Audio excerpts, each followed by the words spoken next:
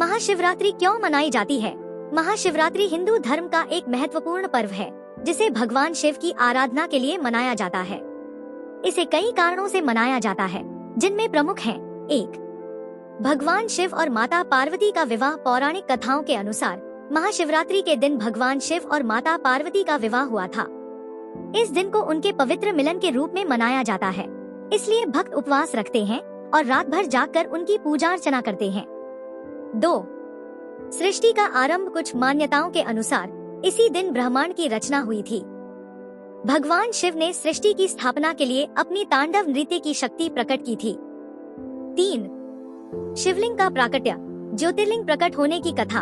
एक अन्य कथा के अनुसार महाशिवरात्रि के दिन भगवान शिव एक अग्नि स्तंभ ज्योतिर्लिंग के रूप में प्रकट हुए थे, जिसकी कोई शुरुआत या अंत नहीं था। इस घटना को ब्रह्मा और विष्णु ने देखा और उनकी महिमा को स्वीकार किया। 4. समुद्र मंथन और विषपान। जब देवताओं और असुरों ने समुद्र मंथन किया, तब उसमें से कालकूट नामक विष निकला, जो पूरी सृष्टि को नष्ट कर सकता था।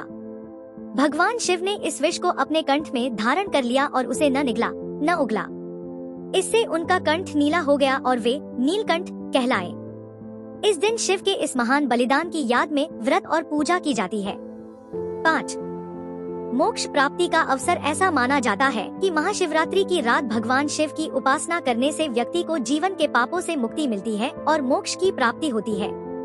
महाशिवरात्रि की पूजा विधि। 1. रात्रि जागरण और शिव पूजा। भक्त पूरी रात जागकर भगवान शिव की पूजा और भजन कीर्तन करते हैं। 2. रुद्राभिषेक। शिवलिंग का जल, दूध, दही, शहद, घी, बेलपत्र, धतूरा और भांग से अभिषेक किया जाता है। 3. उपवास व्रत। भक्त दिन भर उपवास रखते हैं और फलाहार करते हैं।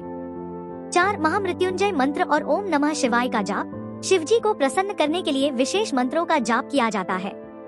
5. दान पुण्य और भक्ति। इस दिन गरीबों और ब्राह्मणों को दान देने का विशेष महत्व होता है।